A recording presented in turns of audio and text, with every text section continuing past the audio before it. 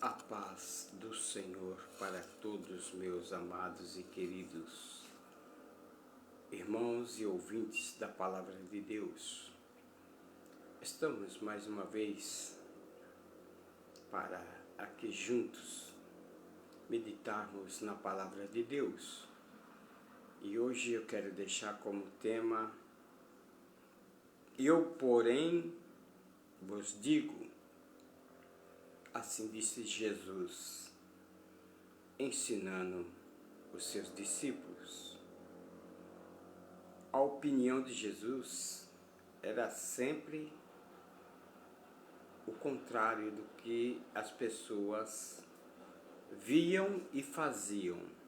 Por isso ele disse: eu, porém, vos digo. Então é melhor entrar pelo caminho do ensino de Jesus. Aprendei de mim, que sou manso e humilde de coração. Encontrarei descanso para as vossas almas. E o caminho é esse, porque ele disse: eu sou o caminho, a verdade e a vida. E ninguém vai ao Pai se não for por mim, pelo meu intermédio. Então, se queremos algo melhor, tanto nessa vida como na outra, vamos entrar pelo caminho, pela porta, que é Jesus, e se alimentar do pão vivo, a qual ele disse: eu sou o pão da vida. Então vamos entrar por esse caminho. No livro Evangelho segundo escreveu São Mateus, apóstolo, discípulo, o evangelista Mateus, ele narra o que Jesus ensinou.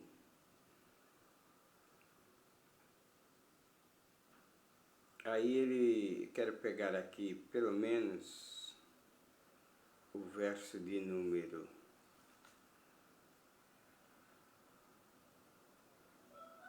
que ele veio sempre relatando aí: eu, porém, vos digo, eu, porém, vos digo, desde o capítulo 5, né? Desde o verso 28 também, ele falando: eu, porém, vos digo que qualquer que atentar numa mulher para cobiçar, já o seu coração cometeu o adultério com ela.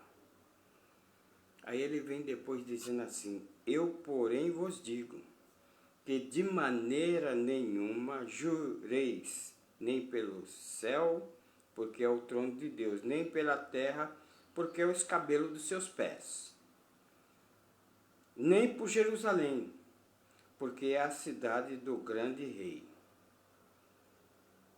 Nem jurarás pela tua cabeça, porque não podes tornar um cabelo branco ou preto. Aí depois ele vem dizendo: eu, porém, vos digo que não resistais ao mal, mas se qualquer bater na tua face direita, oferece-lhes também a outra. Aí ele vem de novo: eu, porém, vos digo, amai os vossos inimigos, bendizei os que vos maldizem, fazei bem aos que vos odeiam, e orai pelos que vos maltratam e vos perseguem.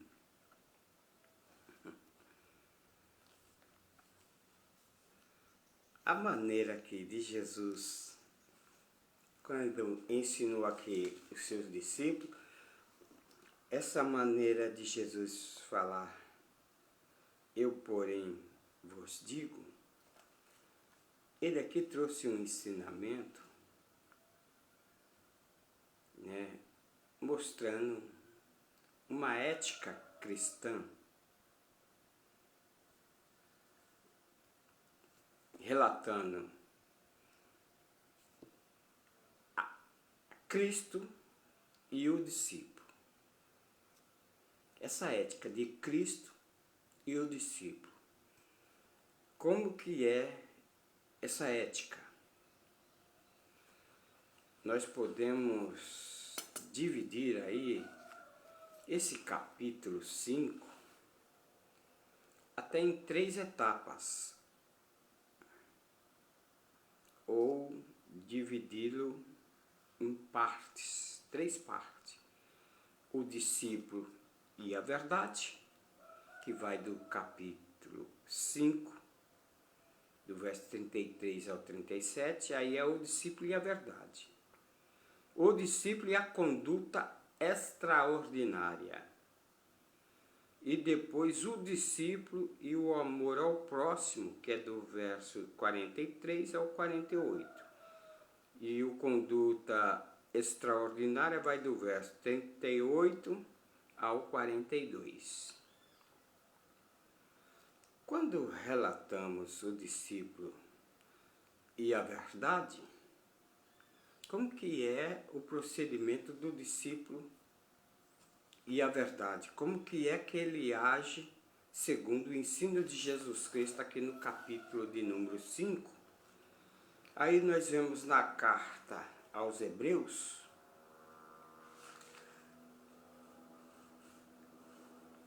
de manhã cedo, é bom se alimentar nesse despertar. Nós vamos ver aqui Hebreus capítulo de número 6, versos 16, porque o homem certamente juram por alguém superior a eles, e o juramento para confirmação é para eles o fim de toda a contenda. Esse tipo de juramento que se faz, geralmente o fim é só para a contenda. Porque os homens certamente juram por alguém superior a eles. A maneira de se julgar, falando sobre o discípulo e a verdade, nós vamos ver também no livro de Gênesis, no capítulo de número 26, narra um questionamento referente a esse tipo. Gênesis 26 e o verso de número, vamos lá, Gênesis 26, está aqui. Gênesis 26 vai narrar aqui um texto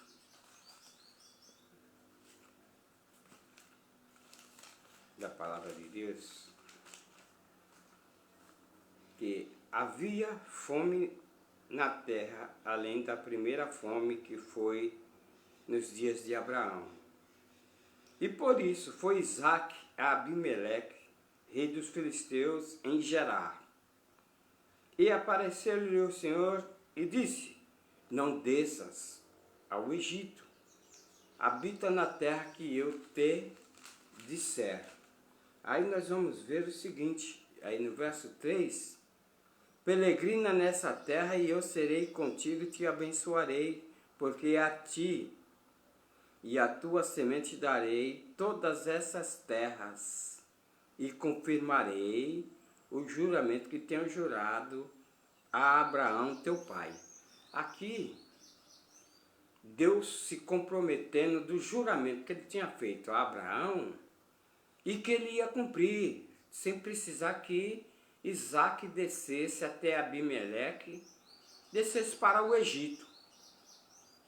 E Deus fez ali um juramento que, assim como falou com Abraão, jurou a Abraão, também ele ali confirmaria na vida de Isaque essas promessas. Então, um juramento aqui que lemos, que os homens juram por alguém superior a eles e o fim é contenda. Mas o juramento de Deus é bênção, diferente um juramento para com o outro. Então o discípulo e a verdade, o juramento era feito como? Como era feito o juramento? O juramento era feito para ter a certeza de compromisso. Por isso se fazia o juramento. E diante de juramento, antigamente eu conheci isso da época das notas promissórias. E antigamente a palavra da pessoa, a palavra do homem, do cidadão, tinha peso. Quer dizer, tinha confiança. Até o bigode. E se ele tirasse o fio do bigode, ali era um compromisso que era realizado, e pelo fio do bigode, considerando que ele era homem para arcar com o compromisso, veja bem, aí antigamente, até uma RG se deixava um documento para a forma que ia pagar e vinha buscar o documento. Mas assim os estabelecimentos acabaram enchendo de documentos e as pessoas mau caráter, aquelas que juram por alguém superior, eles juram. Mas o fim é contenda, porque não vai arcar, vai ficar devendo, e o fim de tudo é confusão, é briga, e não é aí o caminho. O discípulo, vem Jesus ensinando, eu, porém, vos digo. Então, assunto tá bem, o discípulo e a verdade, a qual nós estamos aqui relatando, depois nós vamos ver uma outra passagem aqui, o discípulo e a verdade, nós vamos observar o seguinte, Mateus capítulo 5, nós vamos entender o seguinte, o discípulo e a verdade, né? Quando fala aqui sobre nem jurarás pela tua cabeça, porque não pode tornar um cabelo branco ou preto. Aí Jesus vem dizendo assim no verso 37, seja, porém, o vosso falar, sim, sim, não, não, porque o que passa é procedência maligna. O que passa disso é procedência maligna.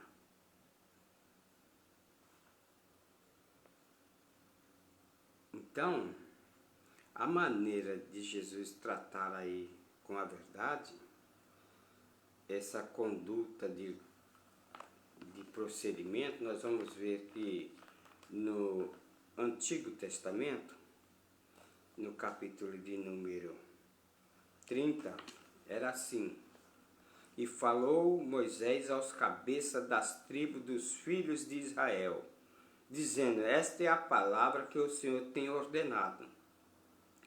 Quando um homem fizer um voto ao Senhor, ou fizer um juramento, ligando a sua alma com a obrigação, e não violará a sua palavra, segundo tudo que saiu da sua boca fará. Então, fez o juramento, então fez o voto, então precisava honrar esse voto. Quer dizer, não dá para trás. E quando nós vemos aí que Abraão, em busca de uma esposa para Isaac,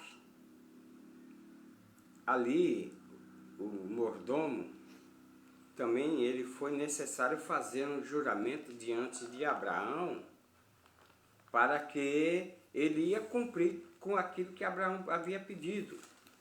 Quando nós olhamos aí o capítulo de número 24 de Gênesis, nós vamos observar que o mordomo, ele fez o juramento para com Abraão,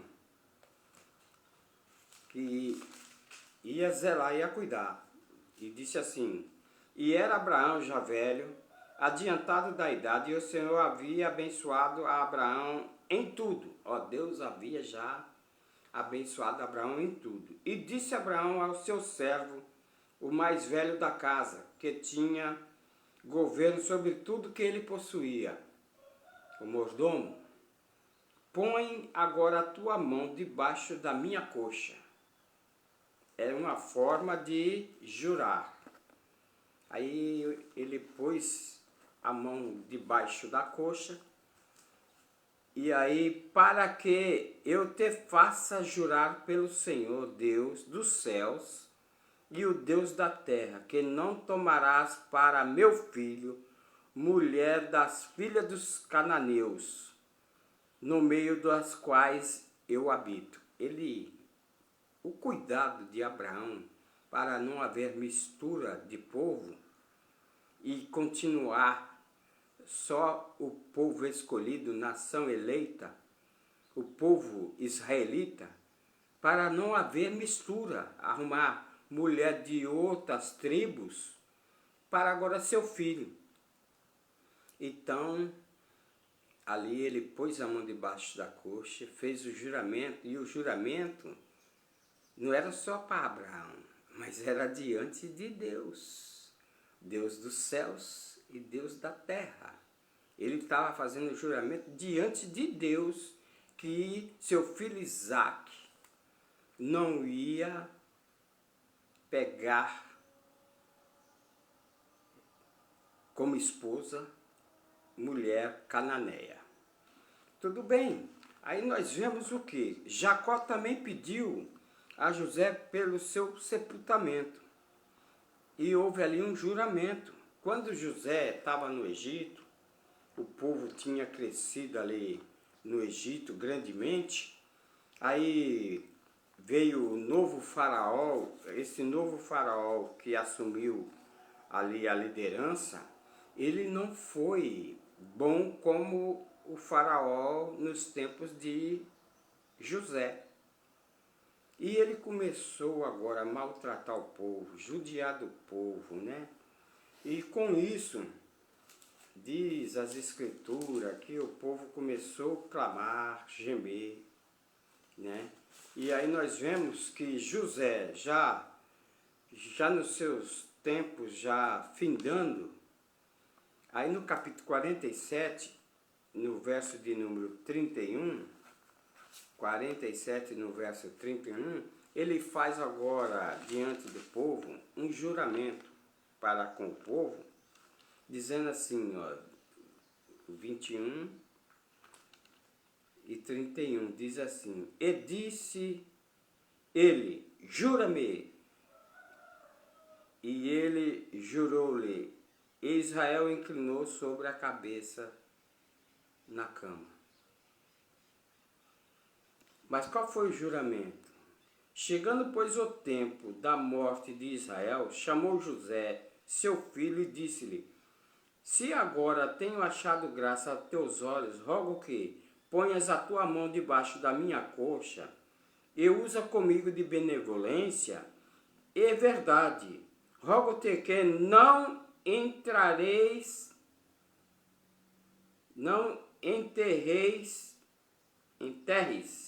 no Egito. Isaac pede para José.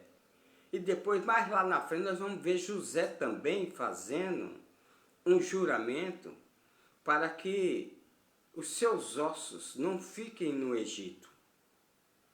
Olha que simbologia, porque segundo estudiosos, o Egito é símbolo do mundo.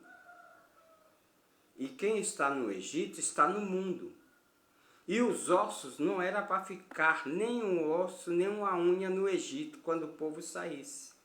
Quer dizer, o povo santo, o povo puro, não pode estar envolvido com o mundo, porque a palavra diz que quem se faz amigo do mundo, torna-se inimigo de Deus. E conhecendo esses fatores, o cristão também, Jesus ele bate forte e diz: eu porém vos digo, se fizer a amizade com o mundo, vai se tornar inimigo de Deus. Agora escute bem, já aí no capítulo 50, do verso 25, diz assim: já na morte de José, e José disse a seus irmãos: eu morro, mas Deus certamente vos visitará, e vos fará subir dessa terra para a terra que jurou a Abraão, a Isaque e Jacó. Agora olhe bem, a fé, e ele ainda já nos seus dias para descansar, ele profetiza uma benção dizendo que certamente, olha, Deus visitará e vos fará subir dessa terra, para a terra que a qual ele prometeu a Abraão, a Isaque e a Jacó. E José fez jurar os filhos de Israel, dizendo: certamente vos visitará Deus e fareis transportar os meus ossos daqui. E morreu José da idade de 110 anos, e embalsamaram, e puseram em um caixão no Egito. E puseram ali ele. Aí nós vamos ver aí, Êxodo 13, 19. Veja bem, Êxodo 13, 19 diz assim: e tomou Moisés os ossos de José, porquanto havia esse estreitamente ajuramentado aos filhos de Israel, dizendo: certamente Deus visitará o seu povo. Faz, pois, subir daqui os meus ossos convosco. E partiram de Sucote e acamparam em Etã, à entrada do deserto. Então, quando Moisés, na direção de Deus, fez com que o povo saísse do Egito, aí pegaram a caixa. Aí eu fico vendo que as pessoas que não conheceram José ali, os hebreus, aí na jornada para Canaã, para a nova terra, e conduzindo aquela caixa, e a curiosidade, porque o povo sempre foi curioso. Aí pergunta: o que é que tem aí nessa caixa? Aí eles falavam: não, aqui é os ossos do segundo governador que foi do Egito, os ossos de José, nosso irmão, para sepultar na nova Canaã. Os ossos na nova Canaã. E nós vamos estar, não os ossos, mas em um corpo transformado na nova Jerusalém. Não vai ser os ossos, mas nosso corpo corruptível se transformará em um corpo incorruptível. E quem perder a sua vida por amor de mim, disse Jesus, achá-la-á. E no dia do arrebatamento da igreja, estaremos nas mansões celestiais. Escute bem, Jacó pediu para José do seu sepultamento, e José depois pediu também sobre o seu sepultamento para que seus ossos não ficassem no Egito, né? O juramento era uma garantia. Alguns usavam métodos, como eu já disse aqui nos nossos dias, usava fio de bigode, nota promissória, cheque calção, ou deixar um documento, como voltava para buscá-lo. A situação de Israel era ruim, porque o povo passou a ser mentiroso, sem condições de confiança, nos tratos, nos compromissos, e depois vinha agora com essa, vamos dizer, essa onda, com esse negócio de fazer juramento, por causa do caráter duvidoso. Aí vinha com esse jeitinho, vamos fazer um juramento aqui que eu vou pagar. Aí Jesus, eu porém vos digo, hein? Falai a verdade cada um com seu companheiro. E nós estamos vivendo dias tão difíceis que parece que é necessário que Jesus venha estar suando nos nossos ouvidos, dizendo: eu porém vos digo, meu filho, não é assim não. Eu porém vos digo, crente, não é assim não. Ô santinho, não é assim que se faz não. Tem que falar a verdade. E hoje nós vemos a maneira que o barco está indo. Pode saber, vai afundar. O barco vai afundar. Então observe bem, o caráter duvidoso, que tem pessoa que ele já está fazendo um negócio, já na sua consciência, as suas intenções já é de não pagar, de não assumir o compromisso. E muitas das vezes as pessoas hoje fazem compromissos, entram em dívidas e depois fica dizendo: eu estou numa prova, estou passando uma prova. Mas quem fez o compromisso duvidoso, o juramento duvidoso, não tinha verdade no negócio? Foi Deus? Logicamente que não. Mas foi a própria pessoa. Escute bem, já vamos ali observar aí no livro aos Hebreus, vamos ver aqui uma passagem, aqui no capítulo de número 6, aos Hebreus, diz assim: pelo que, querendo Deus mostrar mais abundantemente a imutabilidade do seu conselho aos herdeiros da promessa, se interpôs com juramento. Isso Deus. E para que duas coisas imutáveis, as quais é impossível que Deus minta, tenhamos a firme consolação nos que pomos o nosso refúgio e reter a esperança proposta, o quais temos como âncora da alma segura e firme e que penetra até o interior do véu.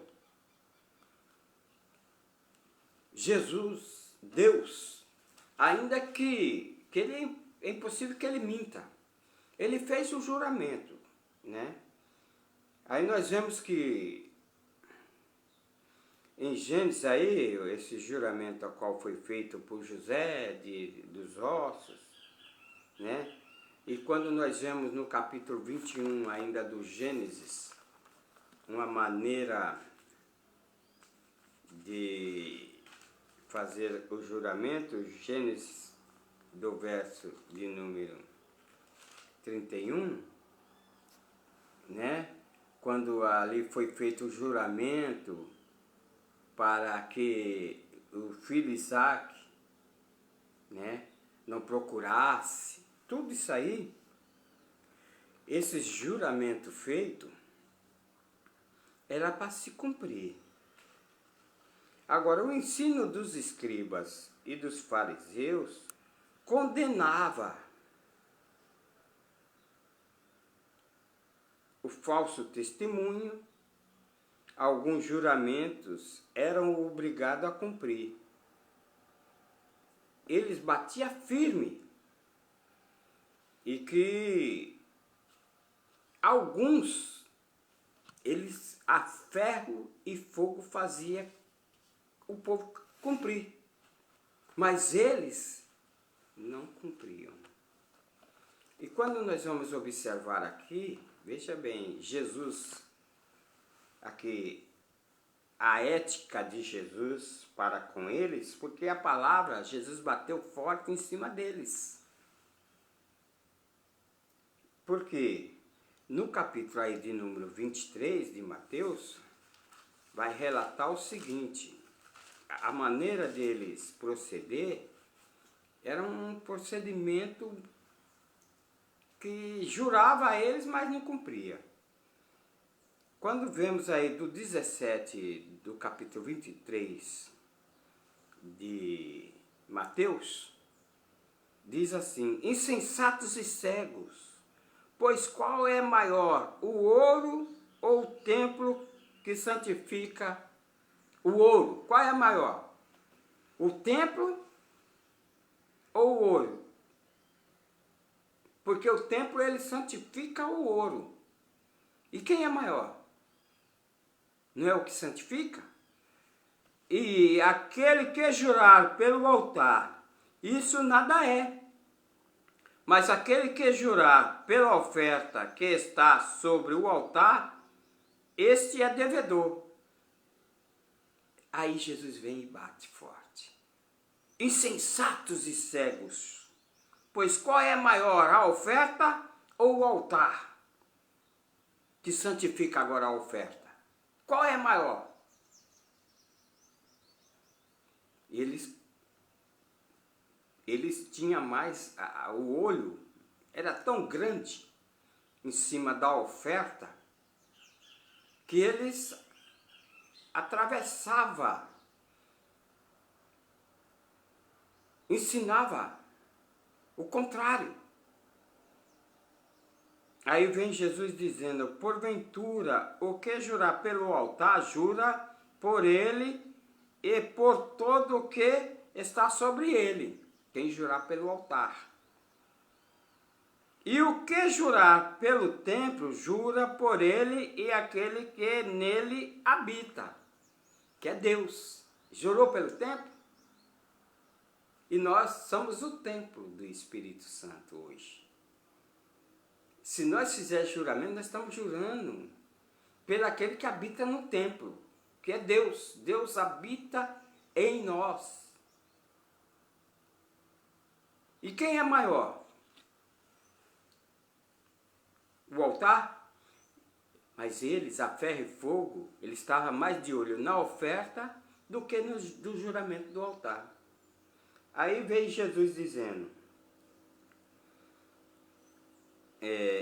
eu jurar pelo templo, porque ele e por aquele que nele habita. E o que jurar pelo céu, jura pelo trono de Deus e por aquele que está sentado nele. O jurar pelos céus.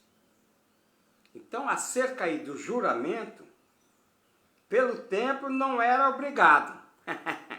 Pelo templo não era obrigado. Mas pelo ouro do templo, sim. Pelo templo, jurar pelo templo, não era obrigado. Mas se jurasse pelo ouro, aí a obrigação era grande. Então ele estava mais de olho na oferta e no ouro. Escute bem, Jesus agora, né? A ética de Jesus, o ensino de Jesus, não precisava fazer juramento. Não precisava. Mas aí Jesus vem dizendo: e sim, fale a verdade. É igual alguém que está precisando de alguma coisa e chega para a pessoa e fala: olha, eu juro por Deus, se você me dá isso, eu venho aqui fazer tal coisa. Não precisa isso. jurar por Deus. É só falar a verdade. Olha, estou precisando, não posso agora, mas se tiver paciência, eu vou te recompensar assim que puder. É falar a verdade. Não precisa fazer juramento, rodeio. Não. Fale a verdade, cada um com seu companheiro. Vem Mateus agora aí no capítulo 5, dizendo assim, olha, no verso de número 37, ele diz assim: seja, porém, o vosso falar sim, sim e não, não, porque o que passa disso é procedência maligna. Aí, às vezes, nós até passamos do limite e se comprometemos com algo que nos convém. O dia de amanhã não pertence a nós, pertence a Deus. E nós precisamos aprender a colocar as coisas no seu devido lugar. Já o profeta Zacarias, no capítulo aqui, Zacarias, capítulo 8, versos 16 e 17, eu vou ler o 16. Eis as coisas que deveis fazer. O profeta dizendo para o povo de Israel, o profeta Zacarias. Eis as coisas que deveis fazer. Falai a verdade, cada um com seu companheiro. Executai juízo de verdade e de paz nas vossas portas. E nenhum de vós pensais mal no seu coração contra o seu companheiro. Olhe bem, não pensais mal no seu coração com o seu companheiro. Pense bem, crente, se você pensa mal ou não. Se você constantemente age assim ou não. E nem ame o juramento falso. É aí que está agora. Vem a pessoa jurar, você já está tendo discernimento que ele vem insistindo com um juramento, com um falatório, que você sabe que não vai cumprir. E nem ame o juramento falso, porque todas essas coisas eu aborreço, diz o Senhor. Olha bem, Deus aborrece essas coisas.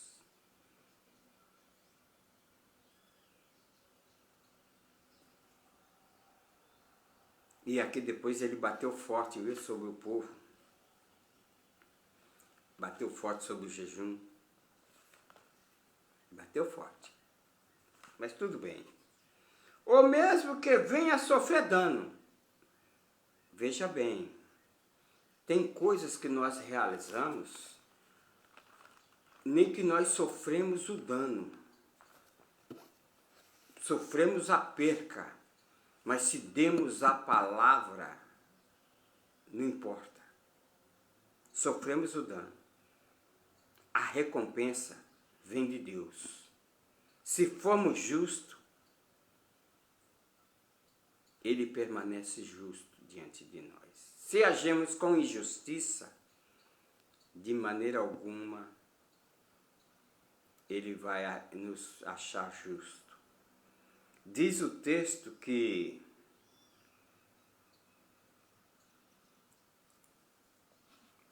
capítulo 15, o verdadeiro cidadão dos céus. Como que ele é? É aquele cujos olhos o repobro, o desprezado, mas honra os que temem ao Senhor, e aquele mesmo que jure com dano seu não muda, ainda que, olha, que ele venha sofrer, mas ele não muda.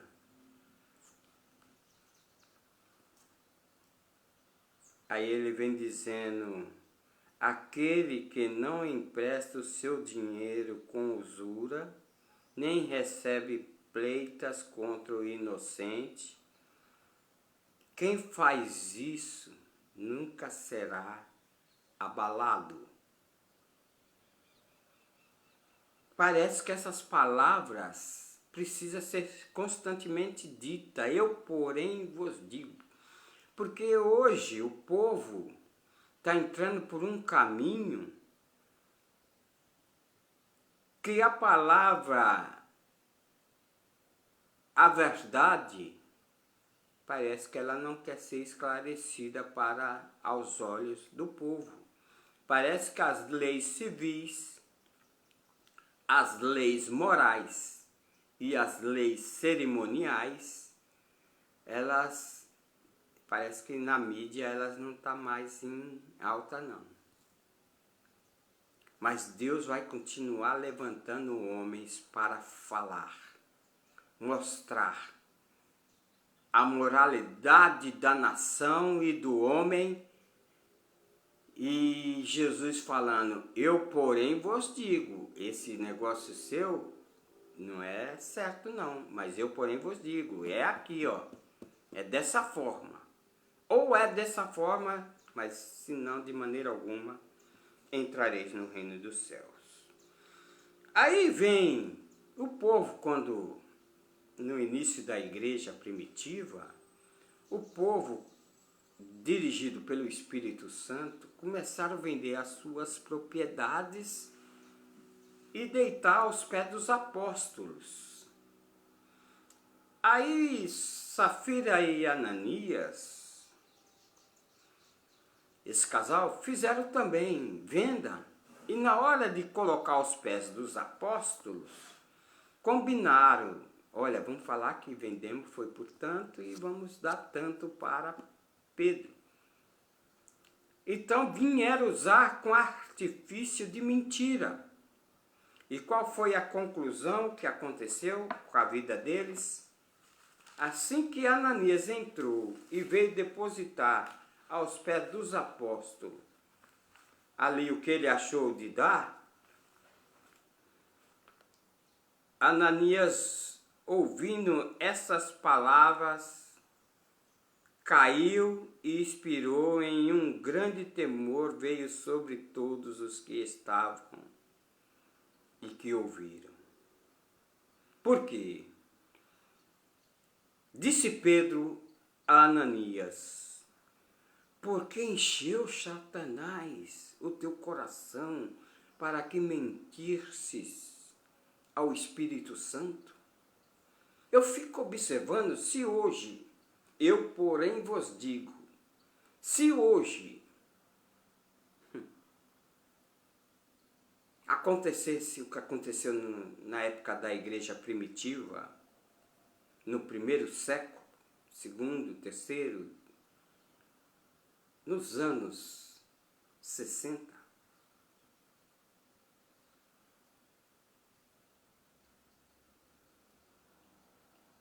como seria hoje? Ia cair muitos corpos sobre a terra. Porque para que semelhante ao Espírito retivesse parte do preço da herdade. Ele reteve, mentiu. Guardando-a não ficava para ti, e vendida não estava em teu poder? E por que formasse esse desígnio em teu coração? Não mentisses aos homens, mas mentisses a Deus. E naquela hora o temor veio e ele caiu, morreu.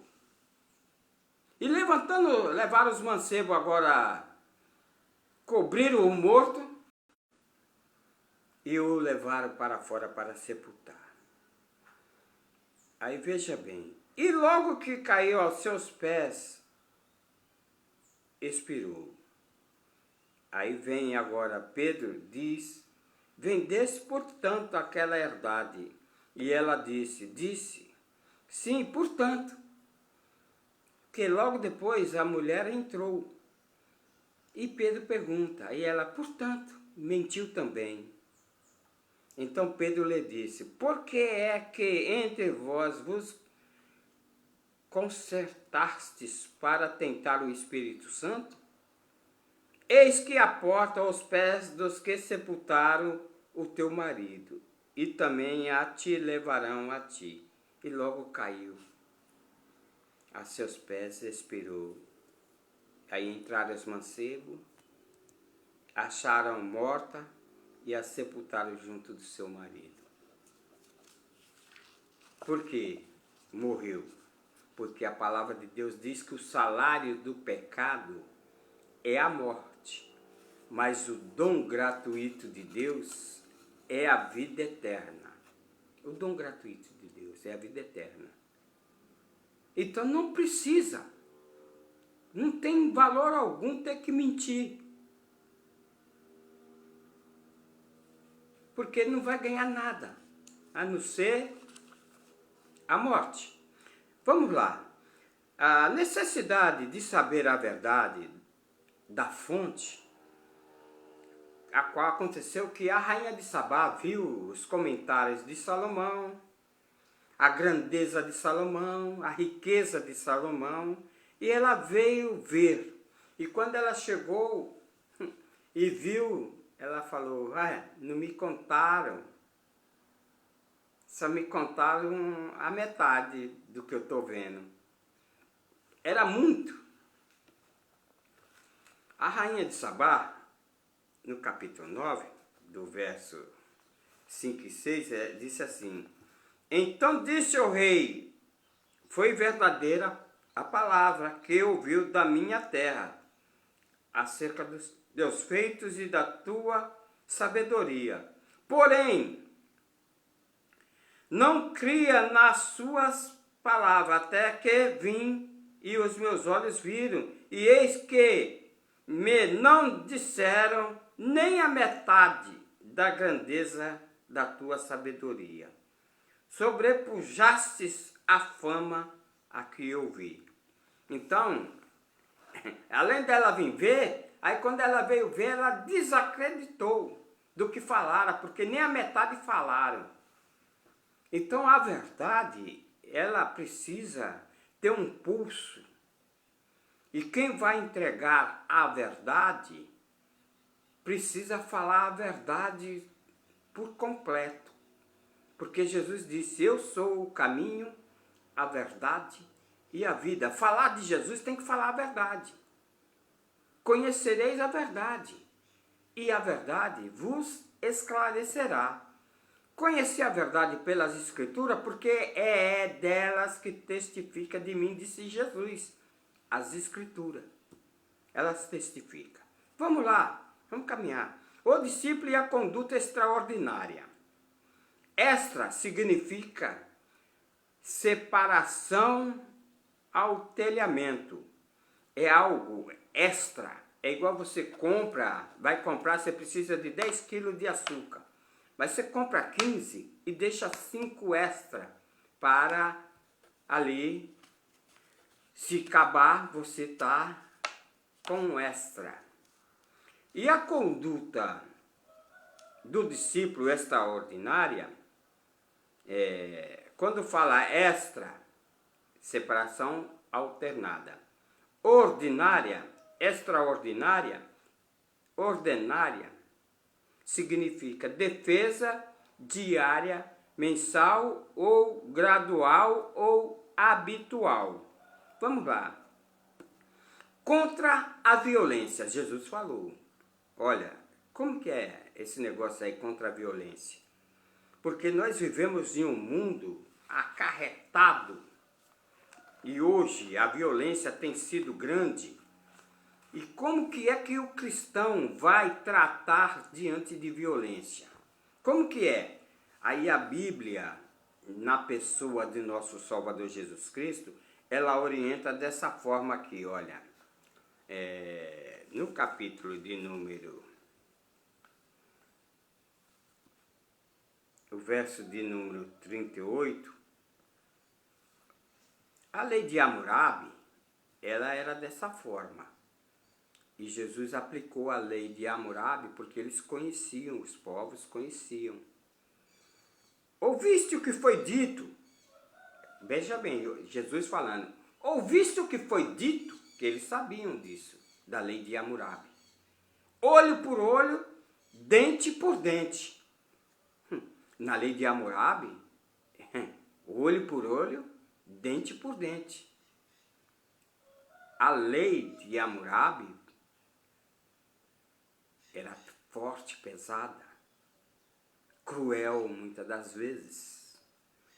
Aí Jesus vem agora, olha, vocês estão agindo assim, olho por olho, dente por dente, arrancou uma mão, vamos cortar também a mão de quem cortou. Olho por dente. Tomou um soco no rosto? Ah, então vamos dar 2 lá nele. Te enganou? Vamos enganar ele também agora. Não é assim que Jesus ensinou. Por isso Jesus agora nessa conduta extraordinária para o discípulo, aí ele, contra a violência, ele diz assim: eu, porém, vos digo que não resistai ao mal, e qualquer que bater a tua face direita, oferece também a outra. Bateu aqui? Oferece a outra. Não é também ir entrar em briga. Suporta. O suportar aí, a um tapa e oferecer o outro lado, não é para qualquer um, é só para quem é discípulo. Porque basta pisar no calo de alguém, logo ele já vai se manifestar. Agora, no mundo é assim. Mas Jesus está falando, não é para o mundo não, Jesus está falando para aqueles que querem ser discípulo dele. Essa conduta contra a violência, ele ensina assim. Aí nós vemos aí o versículo 38, dizendo assim, olha, que o 38 diz que era dente por dente, olho por olho, dente por dente. Mas agora ele, porém vos digo, se bater na tua face, dê a outra. No livro de Gênesis, diz lá, no livro do Êxodo, capítulo de número 21, relata uma história aqui, no verso de número 24, e a minha ira se acenderá, e vos matarei a espada, as vossas mulheres ficarão viúvas e os vossos filhos. Se emprestares dinheiro ao meu povo, ao pobre que está contigo, e não haverás com que, como um usuário, não lhe imporás usúria, né? Aí ele vem dando aqui vários ensinos, né? Ele vem falando também: o estrangeiro não afligirás nem oprimirás, pois estrangeiro foste na terra do Egito. O estrangeiro não afligirás, quer dizer, não maltratarás, né? Se tomares em penhor o vestido do teu próximo, lhes restituirá antes do pôr do sol. Teria que devolver, teria que acertar, né?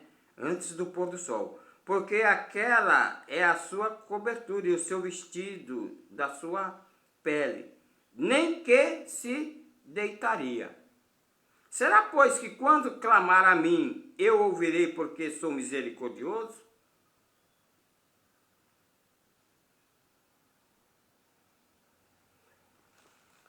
Então, a maneira do povo agir na lei,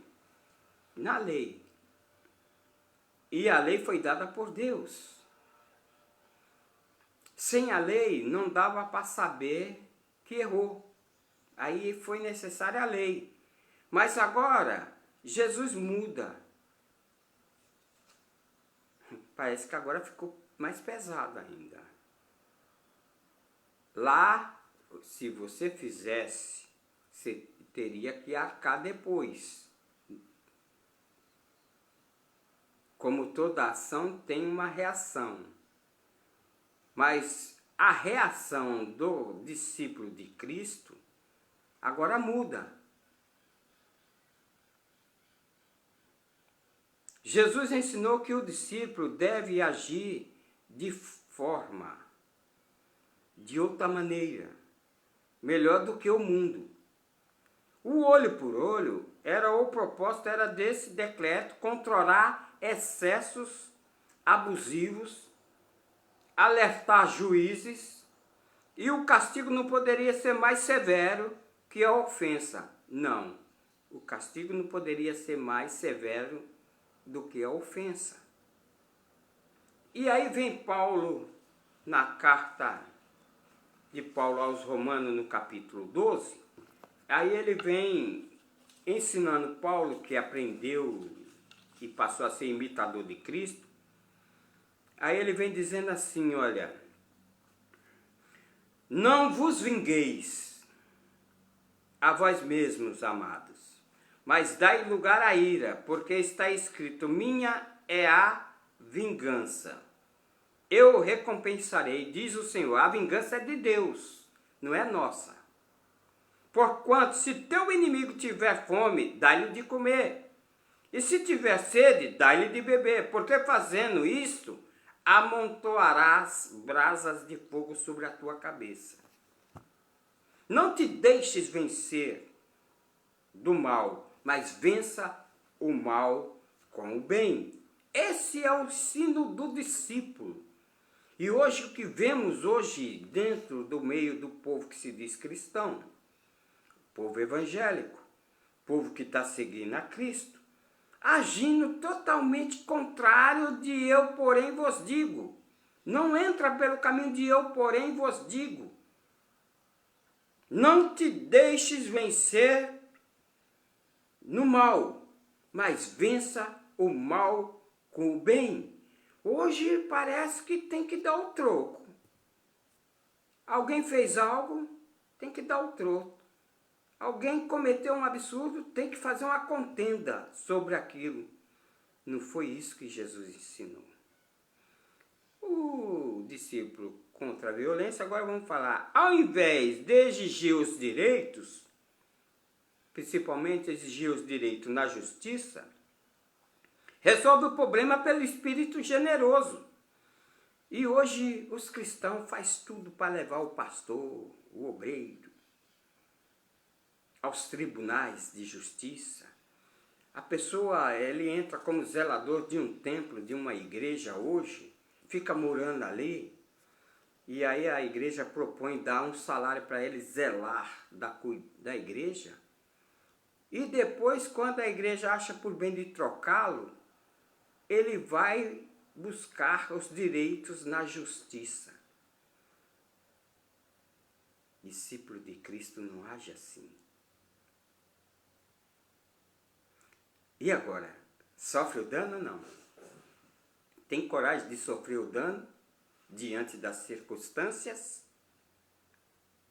Ou vai resolver por um espírito generoso? Mateus aí, no verso de número 50, aí diz aí, ó, 5, no verso de número 40, ele diz assim, e ao que quiser pleitear contigo, tira-te o vestido e larga-lhe também a capa. Pleitear quer dizer arengar, discutir, entrar naquela questão do olho por olho, dente por dente. Aí Jesus, ele fala, alguém quer pleitear contigo? Tira o teu vestido e dê. Qualquer coisa também, larga-lhe também a capa. E qualquer que te obrigar a caminhar 1 milha, vai com ele 2 milhas. É diferente o ensino de Jesus para o que hoje as pessoas fazem.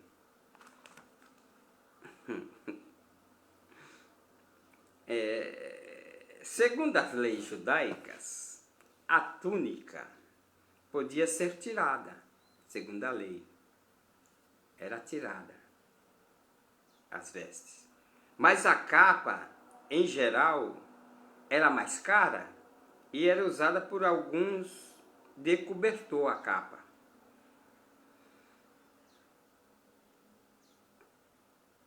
A túnica poderia até tirar. Mas aí Jesus falou, olha, se te pedirem, qualquer que te obrigar aqui, ou quiser pleitear contigo, tira o vestido. Ah, se quiser ainda mais, tome também a capa, leve.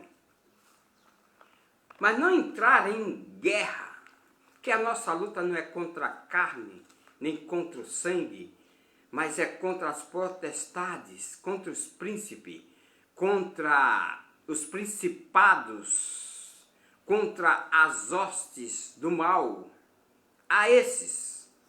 Aí vemos aqui uma passagem também no livro do Êxodo. No livro do Êxodo, nós vamos ver uma passagem aqui, no capítulo de número 22, foi o que nós já lemos aqui, é o verso de número 26 e 27, vamos lá. Porquanto aquela que é a coberta e o vestido da sua pele em que se deitaria, será, pois, que quando clamar a mim, eu o ouvirei, porque sou misericordioso. A capa aí era uma coisa do que a túnica, porque a capa serviria para a deitaria. Aí no verso de número, capítulo 22, no verso 27, seria isso. Porque ele diz, se tomares em penhor o vestido do teu próximo, lhes restituirá antes do pôr do sol, quer dizer, vai devolver o vestido. Já a capa, ela serviria até para se deitar. Aí Jesus vem e dizendo, olha, se pedir o vestido, dê também a capa. A forma de Jesus ensinar é totalmente diferente da lei. A lei tinha os excessos abusivos. Agora, a disposição de servir, como que era?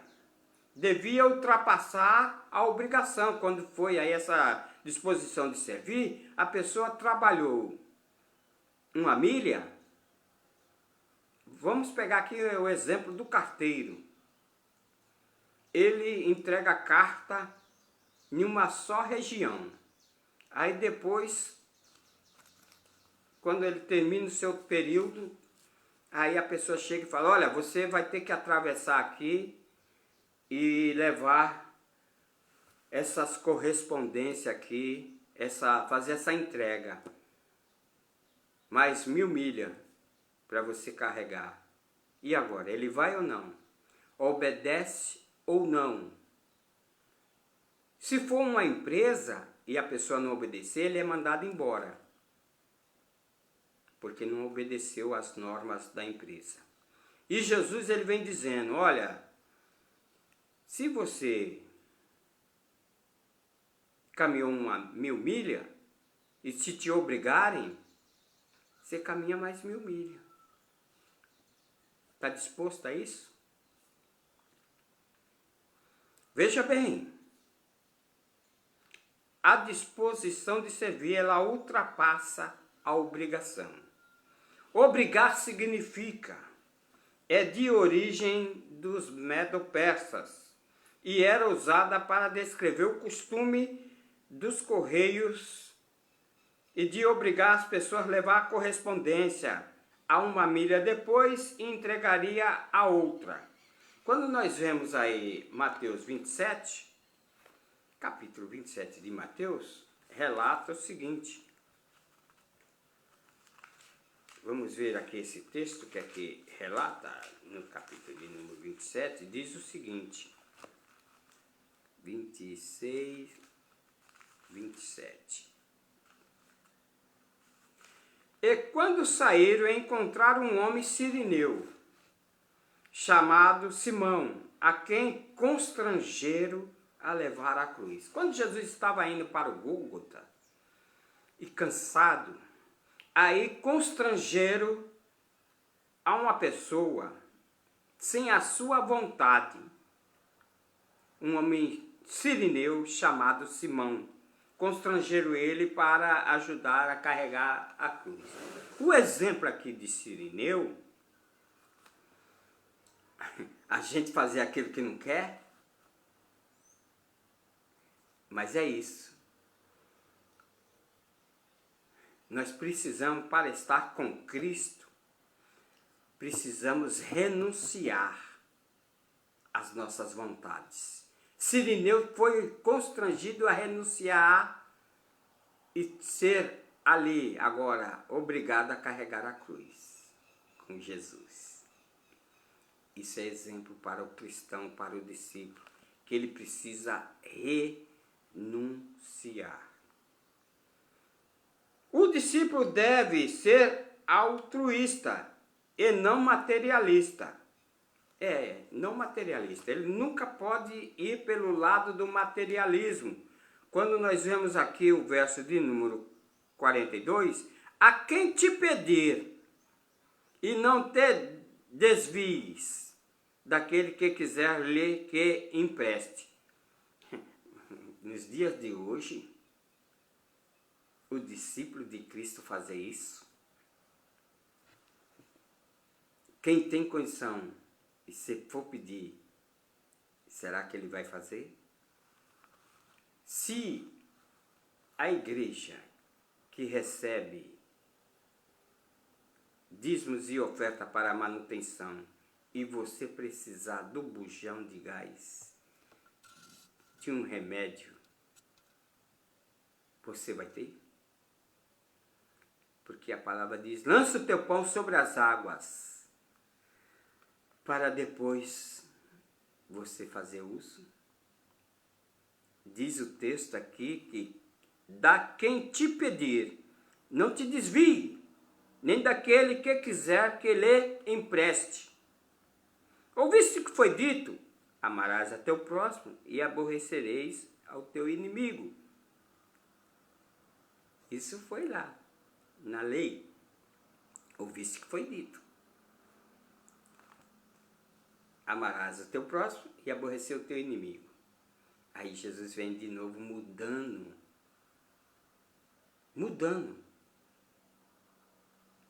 essa ética. Veja bem, o discípulo deve ser altruísta e não materialista. Se chegar a ti e pedir, você estando nas condições, você faça. O judeu não podia cobrar juros a outro judeu. E por isso o judeu materialista voltava as costas aos patriarcas para emprestar com juro. Os judeus, não era para eles fazer isso. E entre nós, irmãos, hoje, quem pode, mas vira as costas.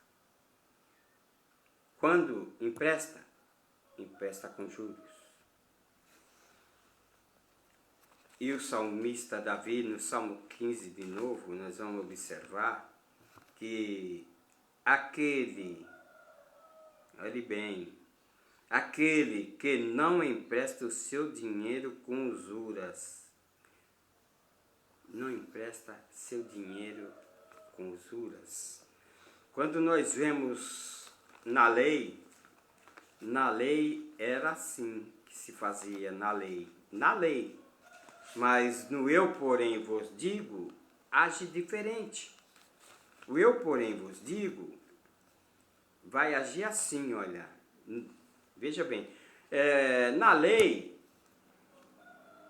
no verso capítulo 23, verso 19, diz assim, se o teu irmão não emprestarás a usúria, a teu irmão não emprestarás a usúria, nem a usúria de dinheiro, nem a usúria de comida, nem a usúria de qualquer coisa que se emprestar a usura. Agora, ao estrangeiro emprestarás a usura, porém a teu irmão não emprestarás a usura, para que o Senhor teu Deus te abençoe em tudo que puseres a tua mão na terra a qual vás possuir. Então, ao estrangeiro era com usura, mas ao seu irmão não. Aí agora Jesus vem dizendo,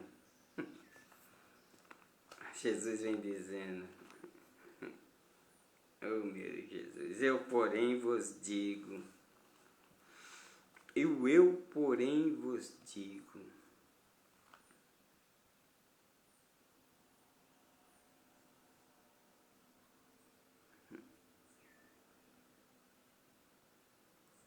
a quem te pedir, não te desvies daquele que quiser que lhe empreste. Jesus, ele faz diferente. Aí quando olhamos aí Provérbios de Salomão, capítulo de número 28, diz assim a palavra de Deus, o verso 20: o homem fiel abundará em bênçãos, mas o que se apressa a enriquecer não ficará sem castigo. O que empresta com usura? Aí vemos agora para finalizar, o discípulo e o amor ao próximo. E aí no capítulo de número 5, verso 43, o discípulo e o 43. Ouviste o que foi dito, amarás o teu próximo e não aborrecerás, e aborrecerás o teu inimigo. Amar o próximo e aborrecer o inimigo. Era a lei. Aí agora vem Jesus e bate o martelo diferente. Eu, porém, vos digo, hein, agora. Ó, meu discípulo, eu, porém, vos digo.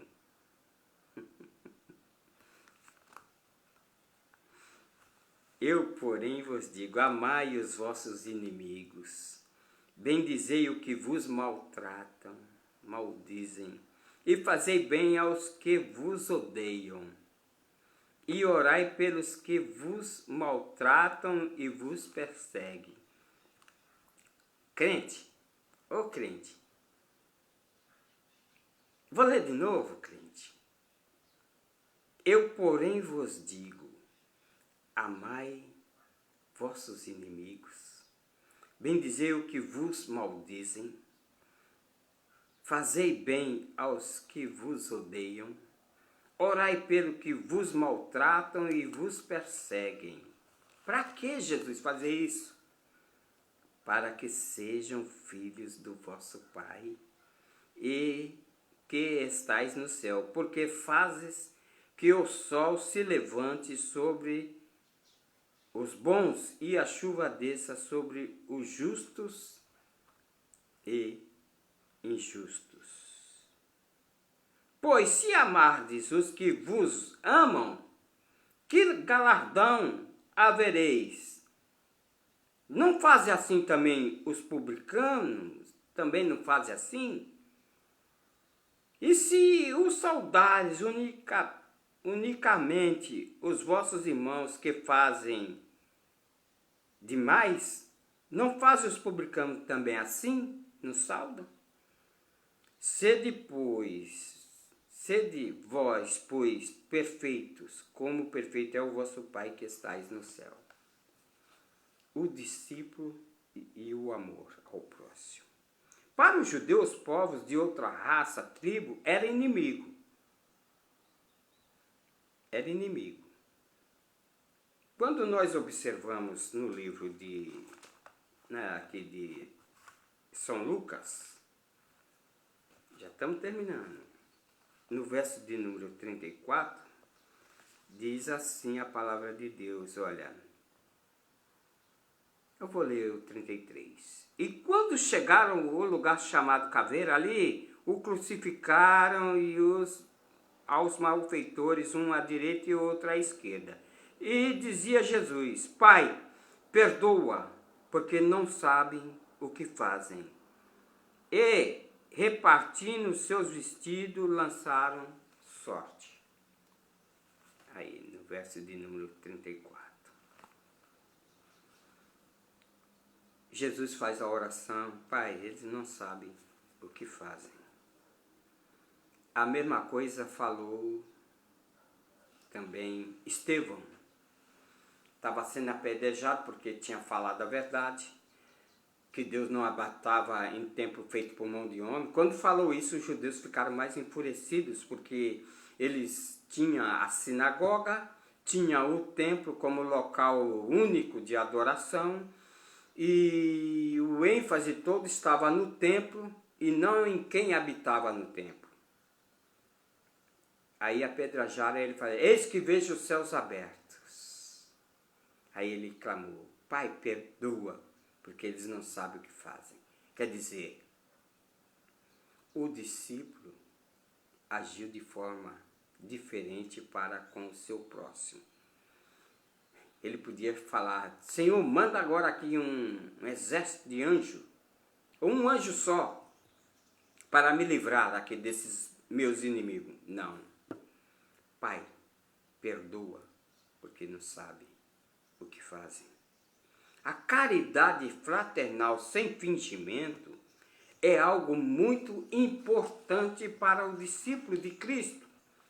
E quando nós observamos aqui na primeira carta 1:22 de Pedro, diz assim: purificando as vossas almas à obediência à verdade, para a caridade fraternal não fingida, amai-vos ardentemente uns aos outros com coração puro.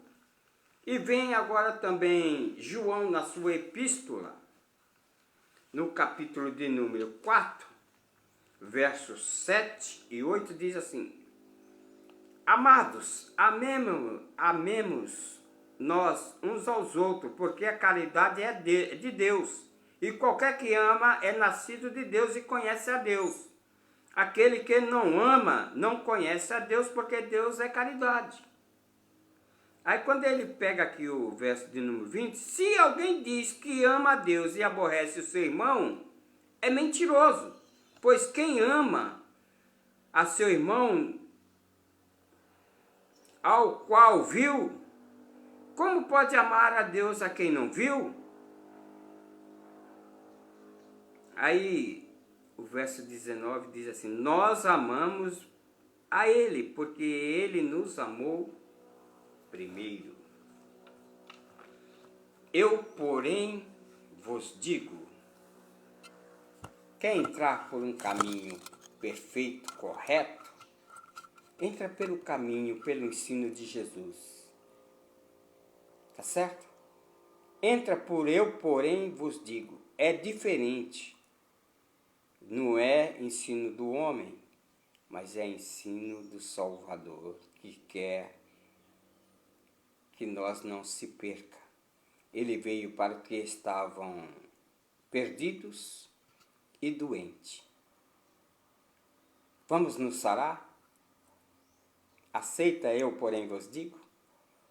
Que Deus os abençoe em Cristo Jesus. Shalom. Deus seja convosco.